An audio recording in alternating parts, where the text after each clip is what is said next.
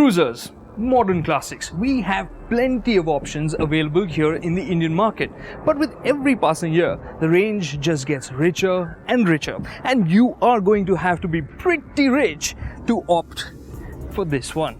The Moto Guzzi V9 Bobber. This might be an 853cc air and oil cooled motorcycle, but it costs about 14 lakh rupees. So yes, it's pricey, but the question is it good? That's what we have to find out. First, is it impressive enough? Give it a quick glance and the V9 Bobber will seem a touch too simple. But get closer and the thought will melt away. The small headlamp and simple forks contrast dramatically with the balloon tire out front.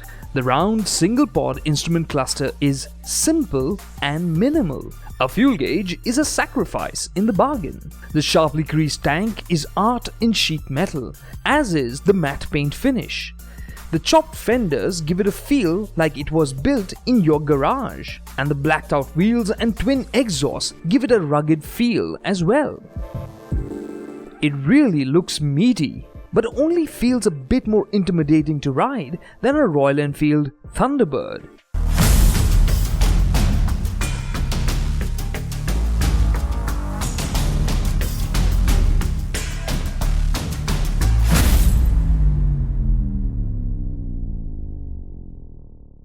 Now when it comes to design, clearly Guzzis don't shout, and I guess they don't need to when you've got muscles sticking out of the sides, right? That longitudinal crank orientation just gives it that signature look which makes it special no matter where you turn up.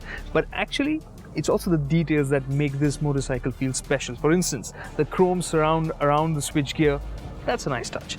You look at the fuel tank cap, this is aluminium and it's finished really nicely, but what makes it extra special is that it feels nice and weighty in your hand. So as a user, you're sure to appreciate that.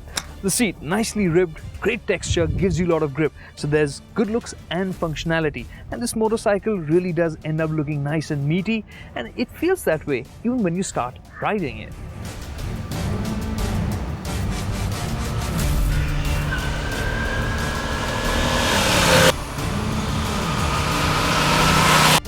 The air and oil-cooled engine delivers 55.7 PS of power and 62 Nm of torque. This is sent via a 6-speed gearbox and a shaft drive to the rear wheel.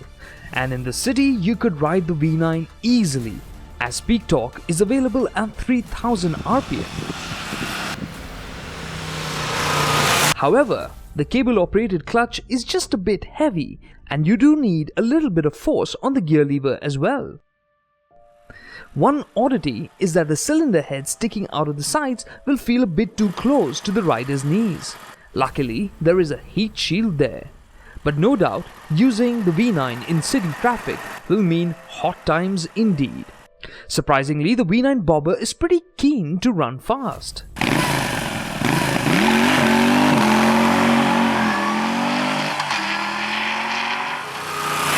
Now this V9 sits in the middle of the Moto Guzzi lineup, and it really feels like a nice blend of being friendly and usable and at the same time being punchy. It really has a nice and strong mid-range, enjoys being revved, and overall, even with the way it's geared, you end up using this motorcycle a little bit hard. You want to push it a little bit and see how fast it can go. And it's a good thing that the chassis can manage to deal with those shenanigans as well. Simple telescopic forks, a dual cradle frame, the simple twin shocks at the rear. All this make the V9 Bobber seem a bit basic, and it is a 200 kg motorcycle. But when in the mood for some fun, you'd be surprised with how well it copes with the pace. And when you want to shed the pace, the 320mm Brembo disc brakes at the front show that it has the bite and feel you want. So it all starts with the handlebars, flat drag bars, right? So you don't lean back, you actually lean into them, and it pulls you into the experience because, like I said, along with the engine, the chassis just works so nicely. You want to thrash this and it likes being thrashed.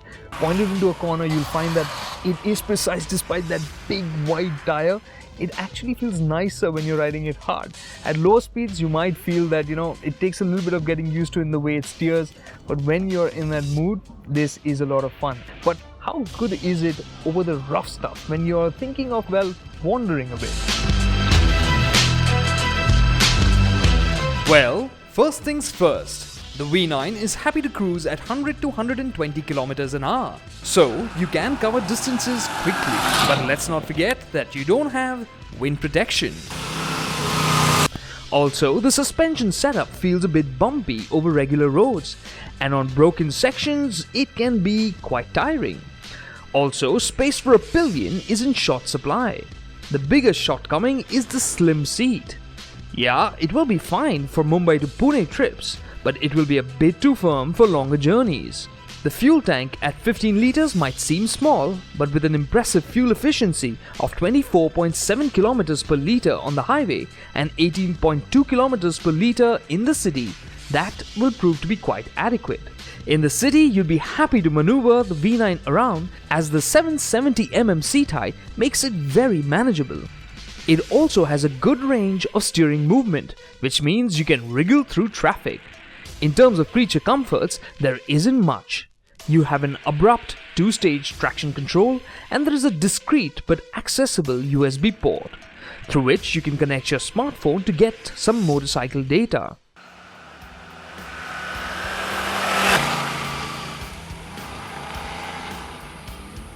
So just like its elder sibling, the Aurace, this V9 bobber is packed with character, is really friendly to use, and yes, it is usable. You could use it on the city, probably not on an everyday basis, but you could definitely use it in the city. And on the weekends, you could have a lot of fun with it as well on your favorite road.